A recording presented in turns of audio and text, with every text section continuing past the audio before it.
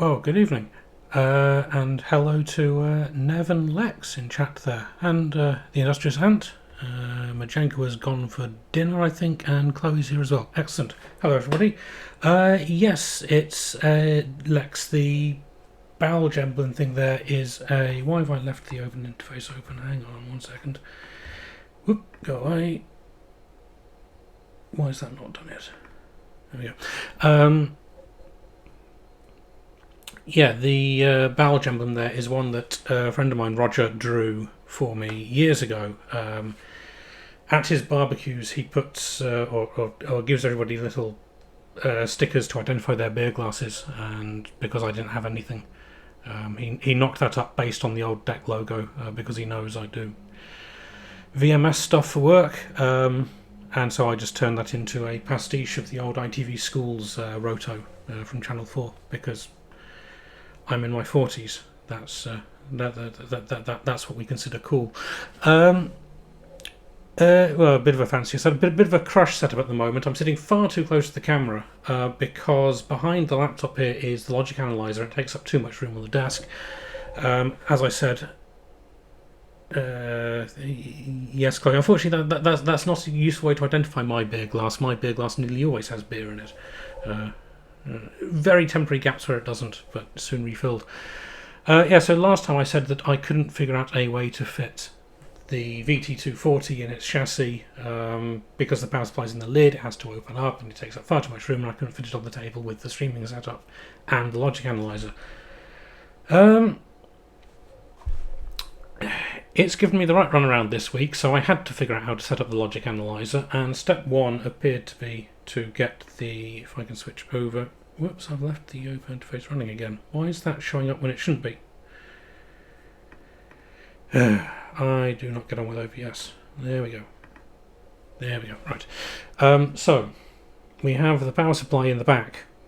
The main PCB actually just lifts out of the lower tray, which I didn't realise. I spent ages trying to figure out how to get to the screws that hold this rear bracket on, and it turns out it just unclips from the thing.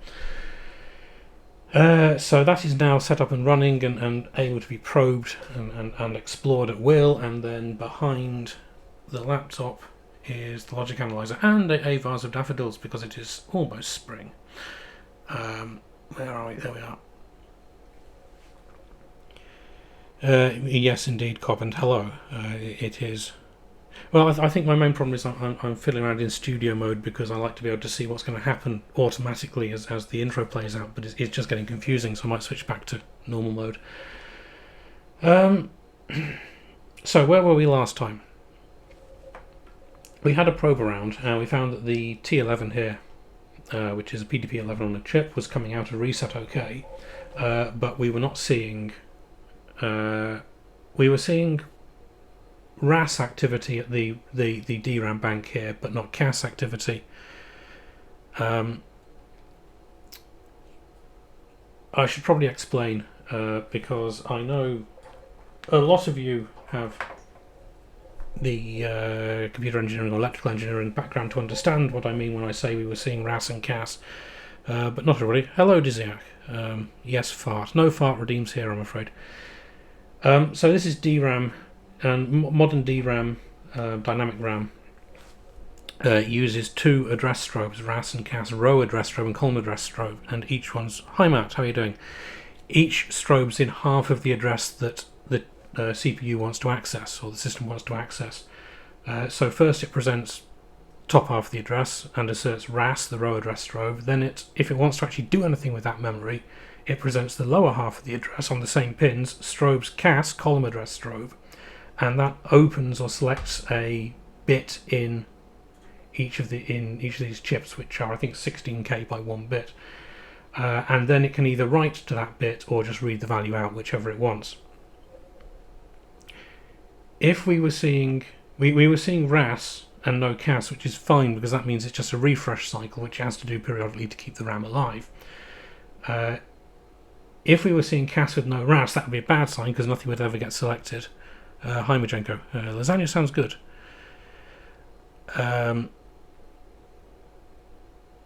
Yeah, so seeing RAS without CAS is fine because that's a refresh cycle, that's expected. So I think what we were seeing last week was that it just wasn't touching memory at all. It was running from a loop in ROM. But we chased the two signals back a bit through the address decoding logic, which is around here somewhere.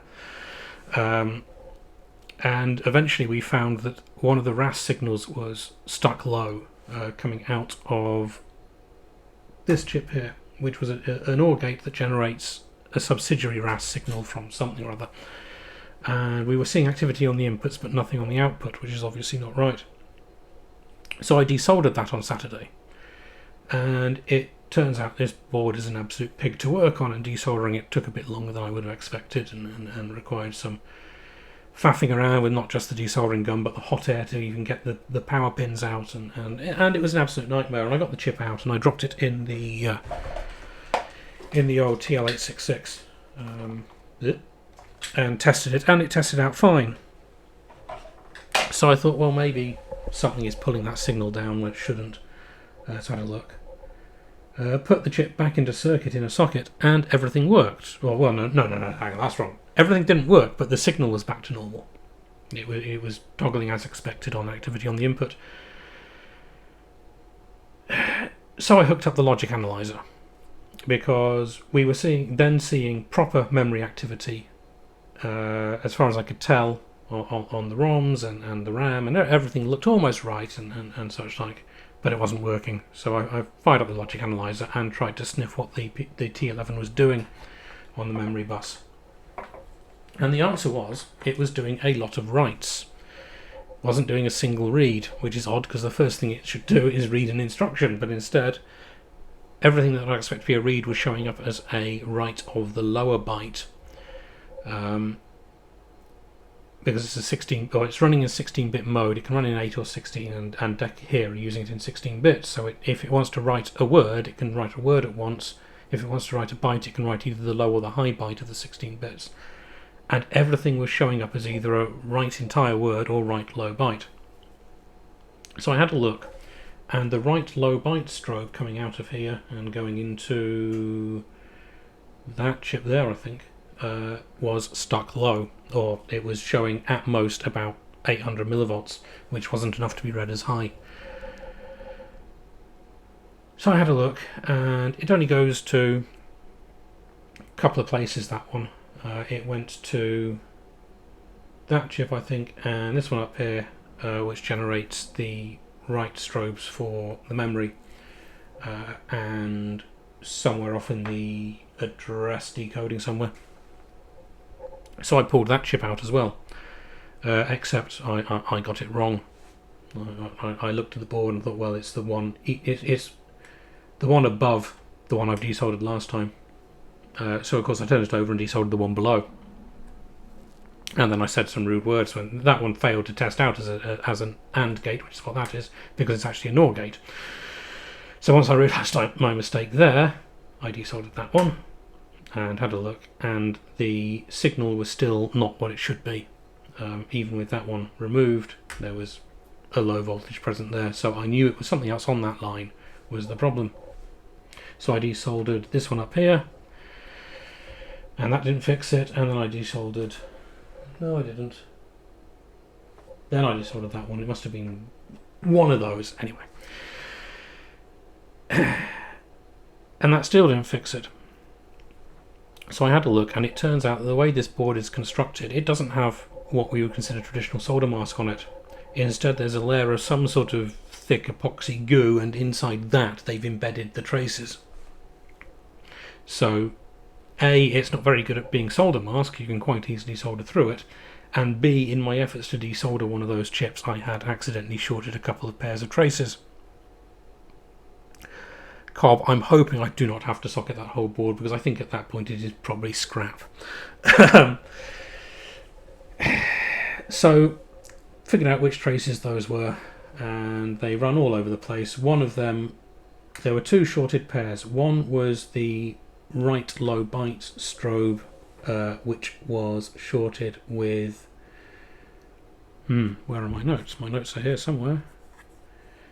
That was shorted with... shorted traces. That was shorted with the strobe to the NVRAM chip, which is... somewhere? There, I think. that one or the other, which is idling low, so that was what was pulling the thing low. And then I had a look around for any further ones, and I'd also managed to short the vertical sync coming out of this with the signal from the memory map enable chip, or memory map enable flip-flop. So that was no good. So now we have on the back the bodge wires of shame. Let's unhook that. Yeah. 3 bodge wires of shame where I've had to cut away the traces around the short and bridge over them. So we went back to the logic analyzer. Yeah, Phil, it's something like that. Majenko has a yes, as Majenko says, he has VacStation 2000 I managed to procure for him that is built the same way, except that one has multiple layers of goo, I think. This one is just power plane either side of the core laminate, and then signal layer above it. So we went back to the logic analyzer and got garbage out of it. And on closer inspection, it was almost the right garbage, but not quite. The high bit of the address, let's take care of that. Majenko, if you're paying attention, if you could take care of that, because I'm 2 goo layers on each side for 6 in total. Nice. Yeah, so I wouldn't recommend doing any rework on that unless you absolutely have to. So yeah, what was happening was the high bit on the address line was again stuck very low. So, well, I say stuck low. It was stuck low when I was probing it, but it was reading as high to everything on the system and the logic analyzer when it was actually trying to run code. So that was really unpleasant. So what I've done today is traced where that signal goes, and it goes to the ROMs here where it was absolutely fine, and it goes to these chips here, which you can't see. There we go. These chips here, which are part of the memory mapper, because obviously the PDP-11 has a 16-bit bus, and DEC gives it a 16K memory space, address space. It's got 64K of ROM, it's got 16 or 64K of RAM, it's got video buffer RAM over there, all these peripherals. So these expand the address space out to 20 bits. And that's what was getting turned on by the video sync signal by accident. So all an absolute mess. But I've traced it around. The high bit of the address goes here and here, and it's absolutely fine. It goes up here to that memory chip. That one? Yeah. And on its way, it goes underneath that chip that I desoldered and socketed. So, yes, very good, Cobb. I'm not expanding that acronym. I would recommend nobody in chat does so either. So it goes under this socketed board. So obviously I managed to fold the trace over and short it with something, even though I can't actually see any signs of that on the back. It must be the problem. So I have sliced through the trace below here. And now it doesn't appear to be... Well, it doesn't reach there anymore. So let's find out whether it actually has cured the problem. And whether we now have good activity on that bit. So to do that, we want the oscilloscope back. And I realised on re-watching the VOD to make sure I was pulling the right chip on Saturday, that my camera angle last week was absolutely dreadful and out of focus, and I did most of my work behind the oscilloscope. So obviously nobody saw that, for which I apologise. So I'm going to turn off the face cam for a moment because I'm going to be over there setting up. 1 second. And let's see what we can do.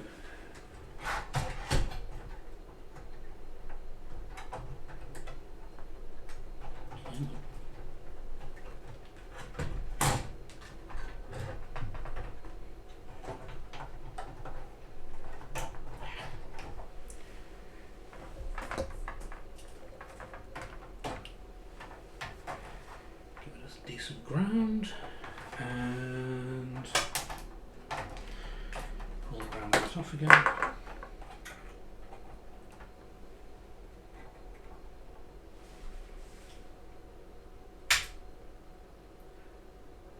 Right, that looked better.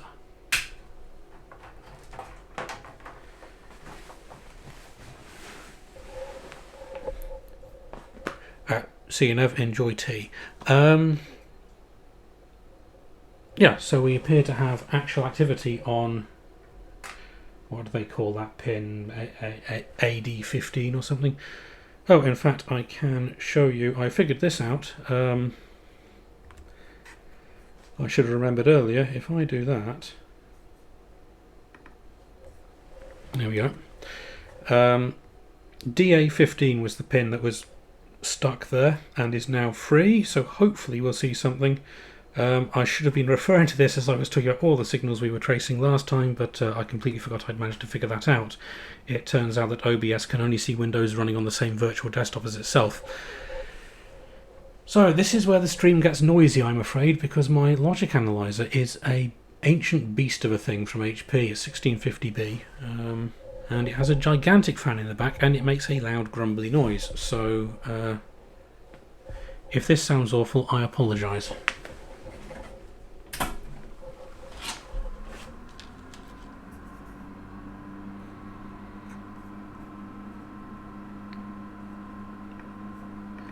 Let's bring that back, because the wonders of the floppy disk.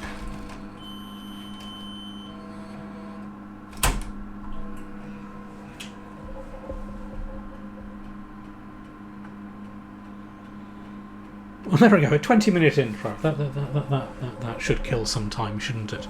Because I have no idea what happens from this point.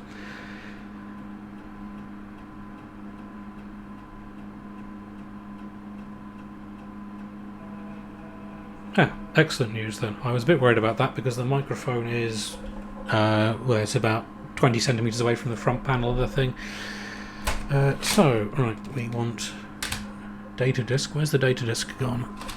There it is. And we have this already set up for probing nonsense, as you will see in a moment.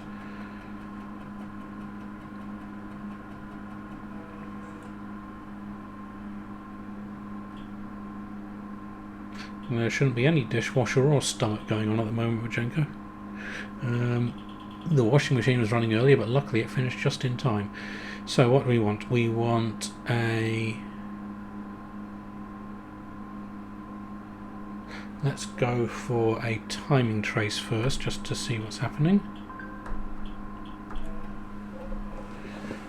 And this is where it gets fun.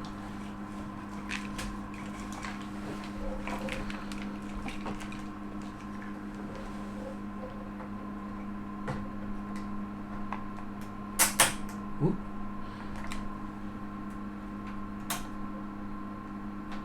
Come on. There we go. So that absolute mess is the lower 8 lines of 2 pods on the address bus, because that's how demultiplexing works on this thing, and then all the signal lines being broken out over here. And what we need to do is make sure I'm on... Right, I have RAS and CAS brought out as signals rather than clocks, which is good. No, that's RAS on 6 and CAS on 7. That doesn't sound right, but okay. And format. So how do I get this on screen? I cannot easily show you the logic analyzer screen, I'm afraid. I can see whether... Yeah, you're not going to be able to make that one out in a hurry, are you? Well, let's...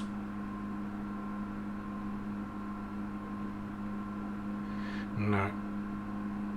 We'll do that.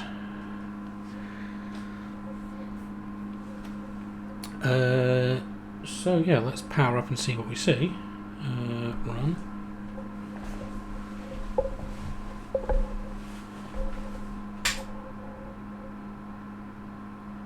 And we see nothing. That is not a good sign. Waiting for trigger. What have I got that set to do? trigger on powered up.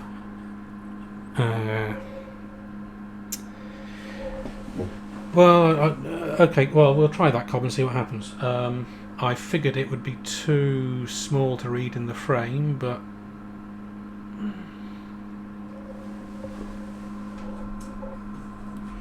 back here somewhere is a hack.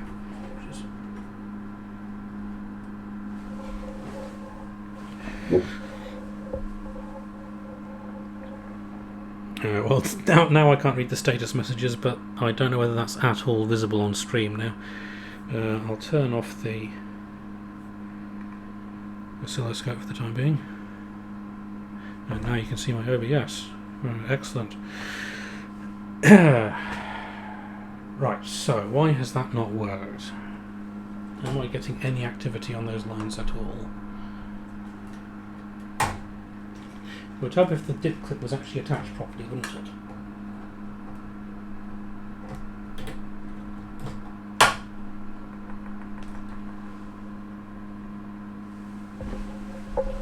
So what we're looking for is symbols on these three lines here, which tell us that there is activity occurring.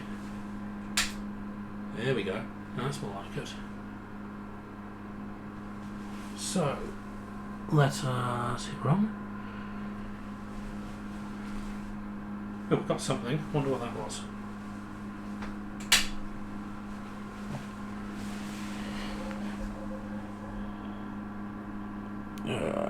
Let's get that back to the trigger point. So we attempted to read from address 025612 in octal. Now we got 00077 back. Hi Irish programmer, yes, kitchen stream again, and yes indeed, Cover, as I pointed out on Fedi, and why this stream is flagged as having plenty of mature language in it is because it is the Swear Trek Everything's Fucked t-shirt, because it seemed apt given the state of this bloody thing. So let's restart. In fact, I'll tell you what I'm going to do. I'm going to see if I can move the camera closer to the LA so that you might have a better chance of seeing it. 1 second. Okay, the tripod is now running into the table. Excellent.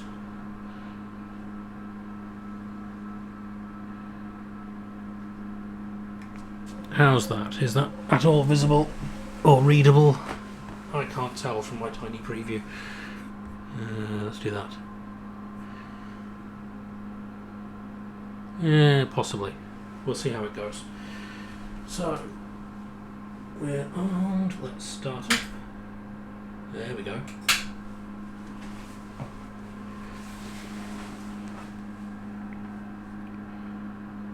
So, time to trigger. Let's go back. Okay, excellent. So now we can see at just before cast. So, luckily, the T11 puts. Whoops, let's get myself back in vision there. The T11 puts the entire 16-bit address on the address and data bus for use by static devices, and then it strobes out the halves of the DRAM address on a separate set of pins. So we can capture that first bus on assertion of RAS to get the address that it's trying to read or write from, and then at deassertion of RAS or CAS to capture the data. So we should in theory be able to see everything that's going on without too much trouble. Yeah, too small to read. I did start work on a script to do screen dumps from it automatically and put those up on the stream, but I didn't get far enough today, unfortunately, because someone summoned me into a meeting I wasn't expecting, and then my father rang with a problem with the family mail server, so it's been a bit of a day. So yeah, so what we can see here is immediately after boot it does a bunch of stuff. So it comes out to reset, it does 10 refresh cycles apparently, and then it starts running and it reads from address 0, which is there, and it's getting 00137 back as the data. So let's have a quick look. 00013, where's my list? And that is indeed the first word in the ROM, which is a jump to immediate, and the following word should be the destination address. So if we go along, so then we're reading from address 2, which is the following word, and we are getting 016556 octal back, which should be the address it jumps to. And there we go, 016556 fetch, and it gets 106427, which is not what it did last time. That's interesting. Last time I got 006427 on the one attempt it actually ran any code.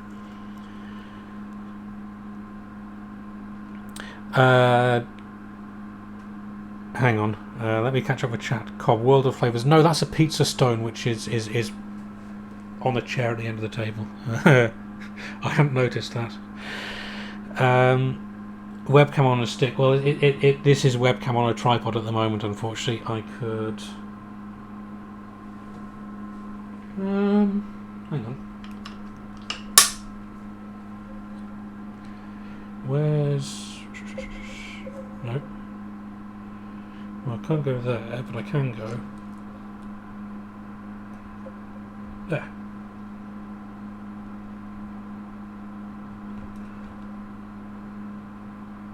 Almost. Can I find a way to balance it on the top of the laptop screen? No, but I'll hold it. There we go. And Lex, yeah, family mail server. It is actually works mail server. And then because I run it and pay for... I run it through my consulting business, so I stick the family accounts on there because it's easier than dealing with anything else. But there we go. So we can see 106427 there, which is possibly an instruction it's trying to run. So I'll let go of that and see what happens. It falls to one side. And we'll switch this over to a instruction trace instead. So this is state cap. That was timing capture, which lets us see the timing relationship between all the signals, just to make sure that it was running. But now we can load up this one, state capture instead. So what this is going to do is it's going to clock in. It's set, as you see here, master and slave. Unfortunate naming, but there we go. That's for demultiplexing the signals, because the address bus contains either the data, or sorry, the 16-bit bus of the thing is either has the address on it or the data on it, depending on what the RAS and CAS clocks are doing, or strobes are doing. So what we can do is we've got it set to slave clock M falling. M is the RAS strobe. That just means it's on pod 4. When that falls, so is asserted, it captures the address of the bus along with the signals that tell us what it's doing on the bus. So whether the chip is initialized, PI is whether it's currently trying to look for interrupts and various other bits and pieces, which it does on a separate set of pins. Cell is whether it's doing a instruction fetch, a refresh cycle, an interrupt acknowledgement, or a DMA acknowledgement grant. And then op is whether it's doing read or write, and whether it's writing to the lower or the upper byte. So this in theory gives us everything, and then once it's captured that on the assertion of RAS, it'll wait for the master clock, which here is the deassertion of RAS at the end of the instruction cycle, or the end of the memory access, and at that point it captures the data that's present on the bus down there. So that in theory gives us complete visibility of everything that's going in and out of memory. So let's find out what happens if I drop the camera first.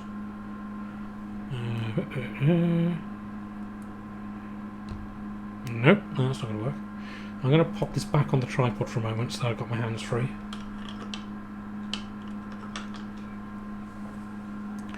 And, oh, hang on, what have we got it set to do? Let's do this again.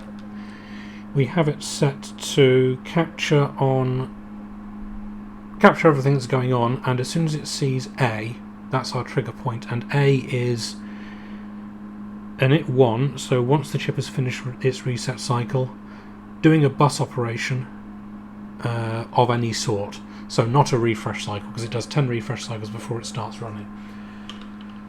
So that should give us something to look at in a moment. So let's hit run on that and fire up.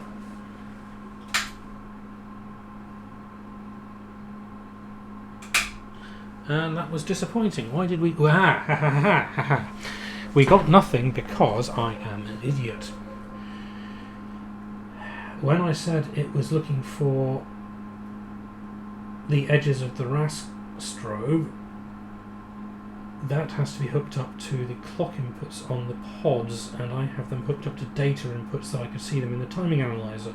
So bear with while I swap those around. In fact, let's...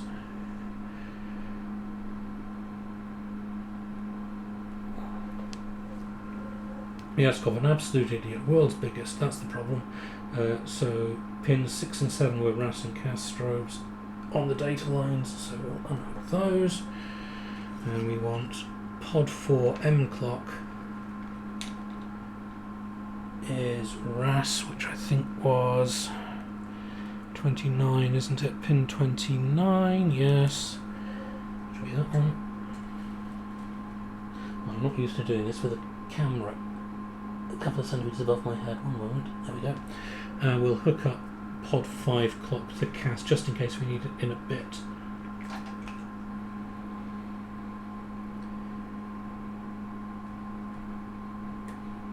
There we go. So if we just rearm the analyzer,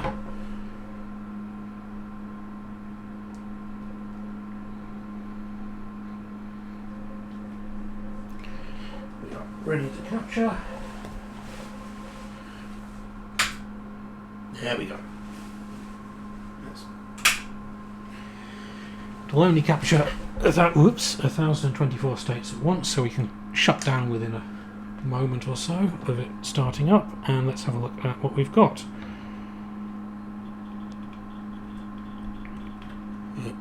Roll. We'll roll the first state 0 at the top there. Is a read, bus read from 000137, which is what we saw. And then from 2 we read from, so that was the jump immediate, which should be followed by a word representing the address to jump to, which was 016556, which we can see it fetched from 2 and then promptly fetched that one. 106427 was the next opcode, which 6427, what did we get? That's a byte operation of some sort, because hang on,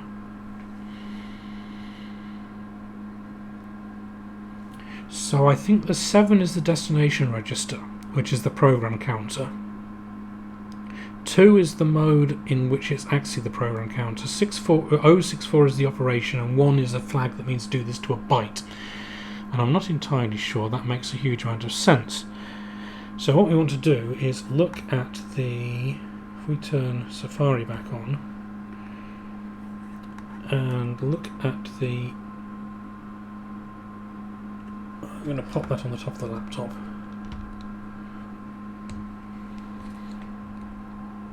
Like so, and you can see the nameplate of the logic analyzer. Excellent, that's what you want to see. We'll scroll the value of interest. There it is, 106427. Now what we want is the data sheet for the chip, which is here. And we should have somewhere a table of instructions. Or is it 25.2?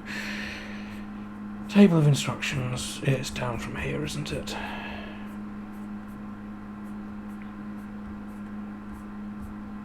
I've had a quick scout around to see if there's an easier way of doing this using resources that someone else has written, and there currently isn't, so that's fine. So what are we looking for? 1064. So you can see here these addresses which are these opcodes which are 05 have this black square in front of them, which is a bit representing whether to operate on a word if that's clear, if it's a 0, and if it's 1, operate on a byte. And we want 064 as our actual operation. 10, and I am not seeing condition codes. Well, that's a good start. 1064.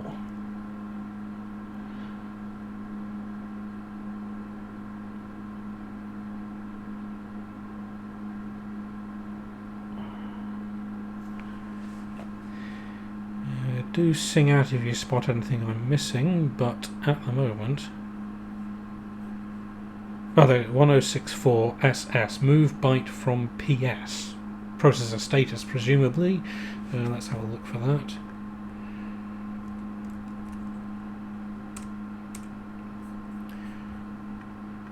Okay, that's excellent. It's not there.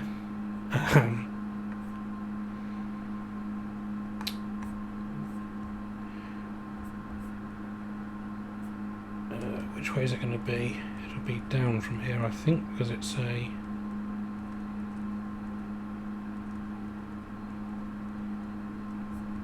Yep. Move from processor type word.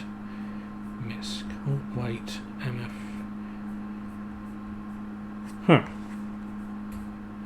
You would have thought it would be in MISC along with that other one. Oh, here it is.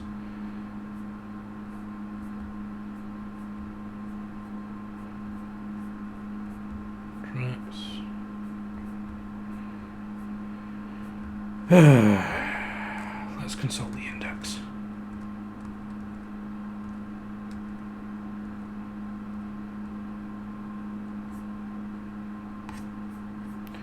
Program control, special cases of the T-bit. Oh dear, 620. So what we need to do here actually is write an inverse assembler, and I'll come back to that in a minute. But let's see if we can decode this instruction first, just so we know how much effort we're saving ourselves.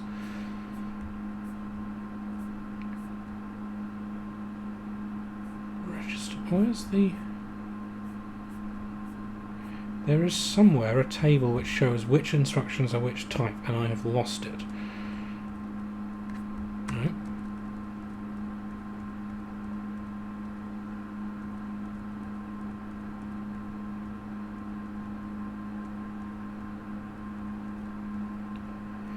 Instruction, okay. Instructions for like double operand, program control group, MFPT. Well, why? MFPS. I think that might be a typo in this table, actually. Single operand.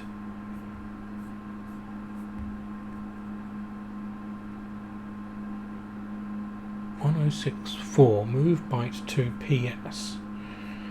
Processor status. Oh no, there's move processor type, miscellaneous. So it's under single operand instructions. There it is, MFPS.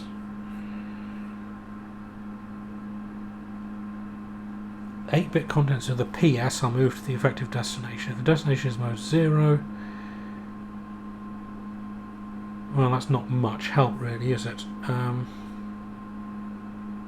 Oh, MTPS. 1064. Yeah, okay.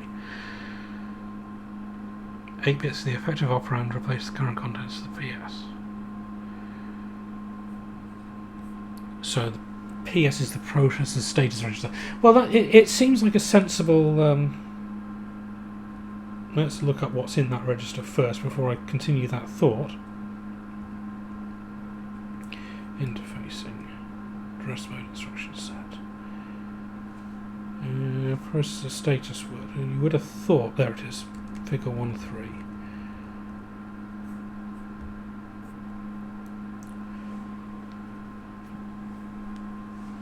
So it's moving something into it, and we can't easily see what from this trace that I can work out. Oh, maybe it's that 340. So that would be 3 priority. So that 340 will be 111. Trace strap off, and those are flag bits, so that's fine. So what we're doing is we're setting this priority field to 3, whatever that means. Probably something to do with interrupts, I'd guess, but... Oh, that'd be to do with the PI cycles. Okay, so that looks like a very sensible initialization instruction.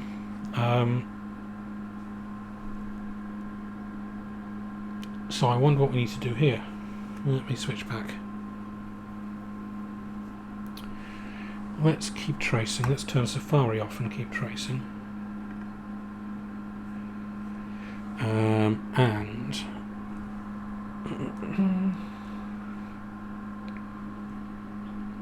so we should eventually see a write. What we're looking for is, there we go, there's a write low bit byte there. Just to make sure that we are seeing write signals on the bus as well. So there's write low, and there's a write word.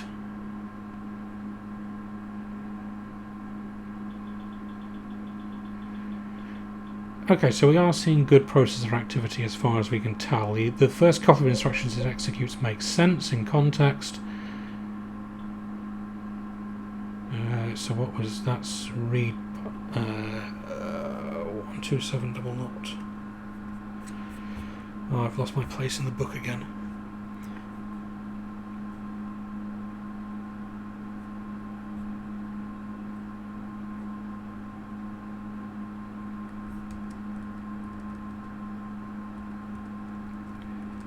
There we go. 0127. So 01 move source to destination.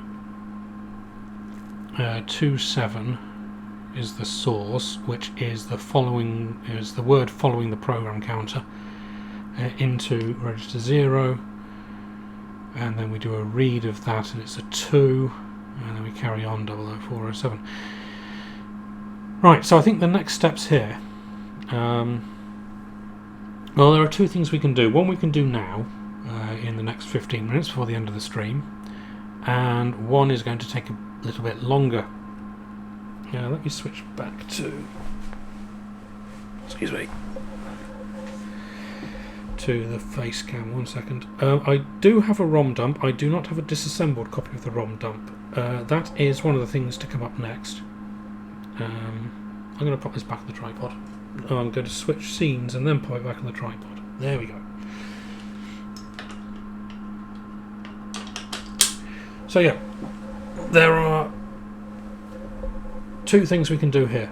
One is immediately we can take a look and see what memory addresses it's accessing at the moment, and hopefully it will hit some peripheral chips at some point during this abortive startup, and we can see what the first thing it tries to talk to is, which will give us some idea of where, or certainly where we can look next for an issue on the board. The second thing we can do is actually trace the instruction flow, and to do that two approaches we could take. One is to take a disassembly of the ROM, as Matt notes in chat there. I have dumped the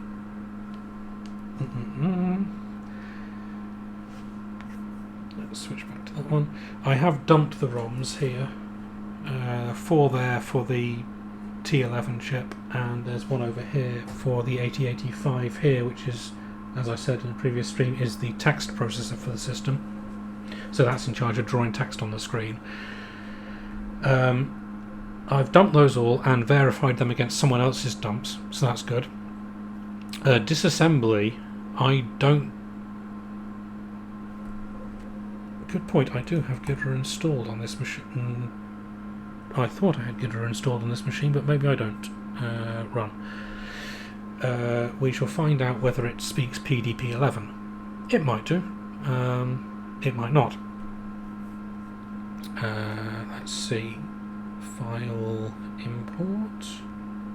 I forget how to pilot this, it's been a while. Window.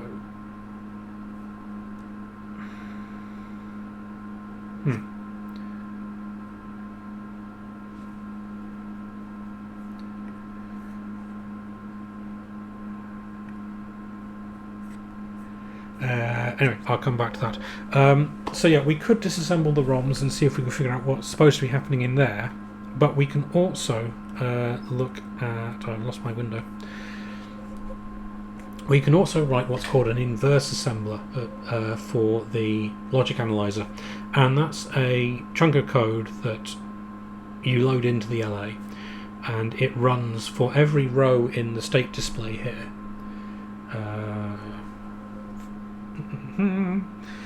For each row in the state display, it attempts to tell you what that data or what that state represents. So it can say, well, this was an instruction fetch. The instruction was a jump immediate to this address, and then it can say this following memory transaction was the fetch of the immediate value for that, and so on. And it can give you the opcodes as it runs them. Which will be quite useful to have. HP don't supply a PDP-11 inverse assembler for their logic analyzers, which is a shocking oversight. The manual talks all about 68000s and 8085s and 8086s, even an 80386 pod for this one, but no PDP-11. Shocking. I would write and complain, except HP will keep me on hold for 15 minutes and then hang up on me. So yeah, we could write that. The toolkit to do so is freely available from Keysight. I've been having a read of the manual and it doesn't look like a huge amount of work. I was hoping to have time to do it today, but I didn't, obviously. So between that and the ROM dump and possible disassembly, we can try and figure out what it's actually executing and what it should be executing, what it's doing. I'm debating whether that's... Writing that, I can't tell whether that's interesting stream content or not, because I'm too close to writing nonsense code for a living. But also, I'm certainly getting a bit fed up with this project if I don't make progress on it soon. So what do we think? In the last 10 minutes of stream, we'll, in a moment we'll have a look, see if we can catch access to a peripheral chip on here. In this stream, in this instruction stream. But let me know in chat whether you think I should continue with this on stream, whether I should have a look at writing the inverse assembler on stream, or move on to building the RGB to HDMI I wanted to build last week. The idea being that we can get video capture out of this thing, if it ever works, and then out of the DEC Rainbow, which... I've just noticed the follower goal there has minus 16 hours to go, but thank you folks for following a complete idiot sitting in his kitchen mucking around with the VT240. It's most flattering, but yeah, we'll take a look at the Rainbow. I wanted to get this running first, both so that we had something to check the RGB to HDMI was working and my adapter board was working. Where's that hiding? The adapter board. So for those who haven't seen it, that's the adapter board that I designed and built. Goes into the back of this thing and gives you VGA and monochrome output and keyboard input, which is vital for the Rainbow, which doesn't have its own keyboard socket. But I don't want to fire up the Rainbow if it's going to explode on me, so I wanted to have some idea what was we were likely to hit with the insides of that before we did so. But yeah, RGB to HDMI. Okay, that sounds good. Let's finish off by looking through this instruction stream and seeing if we can find an interesting access of some sort. What I'm going to do is change the trace first and get a fresh one. Let me switch scenes again so that you don't get dizzy vision from that. Well, you get a little bit of dizzy vision up in the corner, sorry. And if I switch there, right.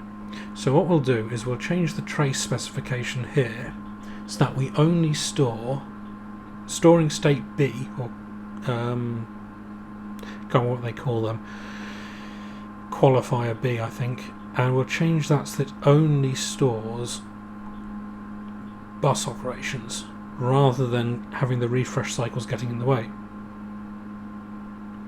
Hiya, Carrot House. You shouldn't get dizzy from eating Marmite unless you're eating insane quantities of Marmite.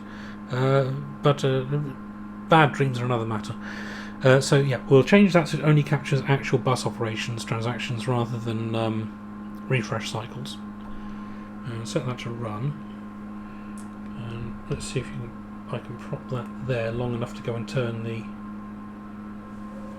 I can sort of prop that up there, and let's get that contrast up a bit so I can read that message.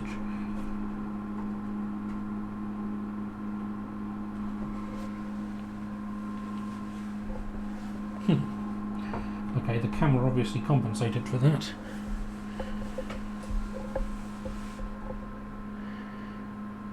That's just telling me that it's waiting for the trigger.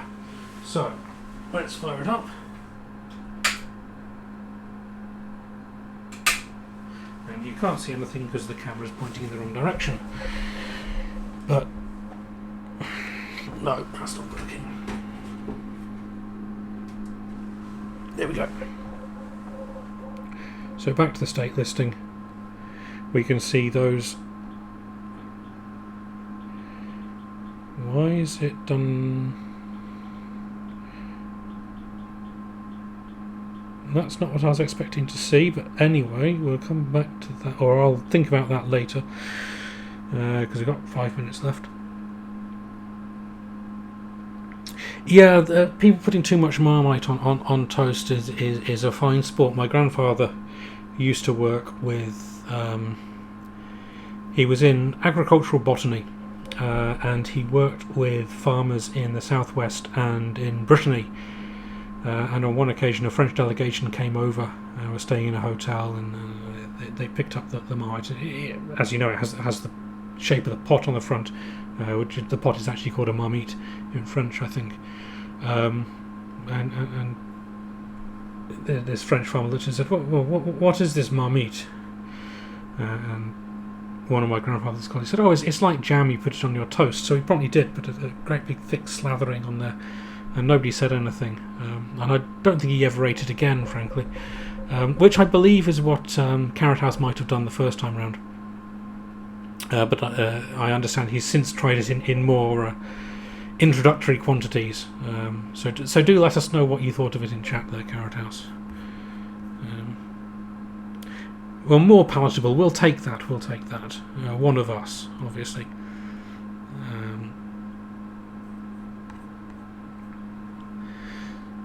So, let's have a look. We have the same first few instructions.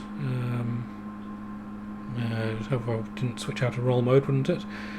So we have first instruction, which is that jump. We take the jump, we load the process status word.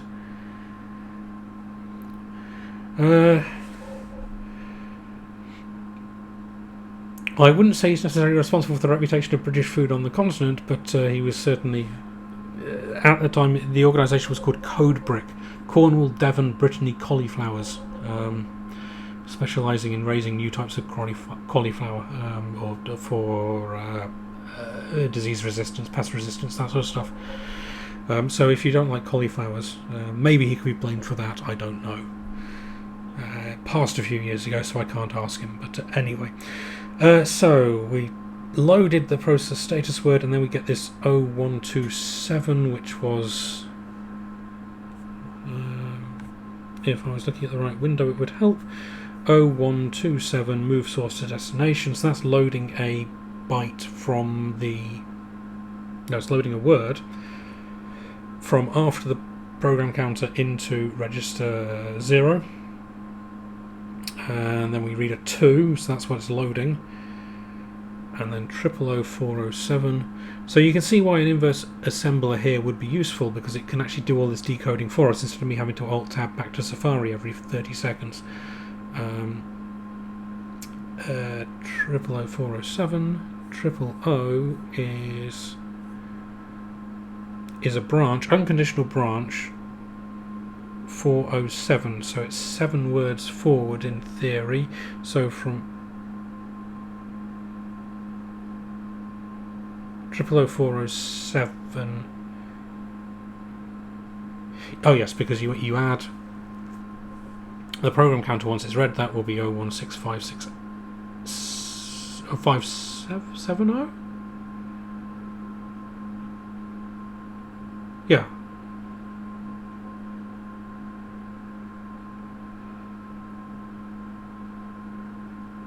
Yeah, 570, and then you add the 7 times 2 is going to be 10 in octal, isn't it? So, no. 7 times 2 is going to be 16 in octal. Anyway, it's taking that jump because it's unconditional. 106427 again, 106427. So why we're then loading the process status word a second time, this time with 340 instead of 340 again.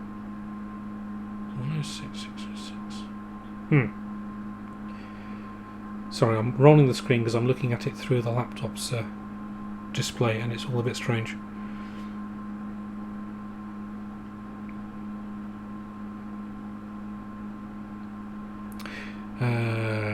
So 1176, that again is a load from, isn't it?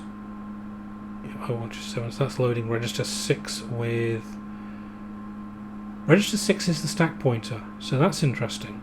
Or traditionally the stack pointer, so it's loading that with 161152. The problem here is that reading through this is going to take ages. So what we want to do is ask the logic analyzer to find the first access to a peripheral for us, which you can do using a range qualifier.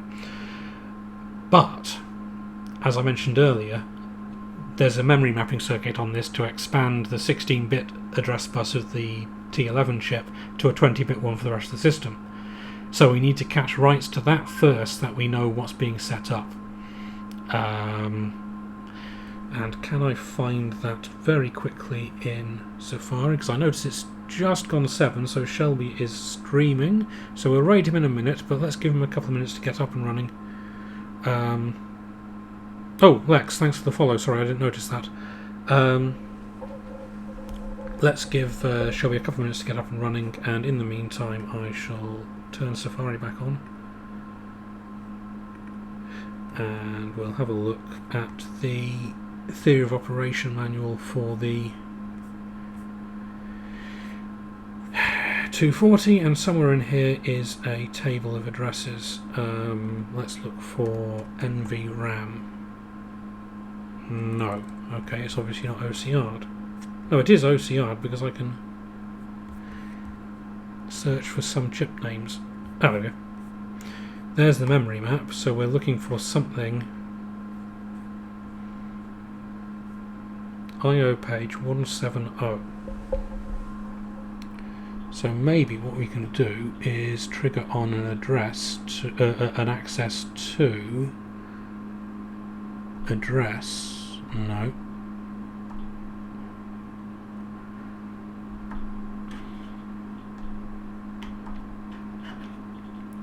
So 17 up to.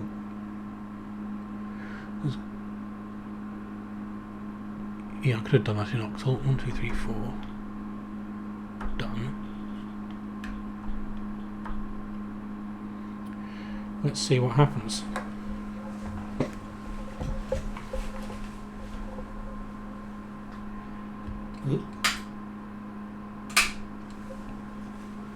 got something and I can't see whether you saw it or not, so we'll switch back. Turn Safari off again.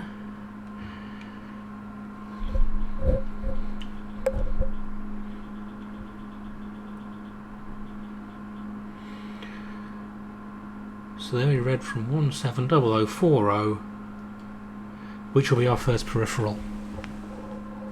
So at least we have now a way of capturing everything the thing is doing, and some ways forward.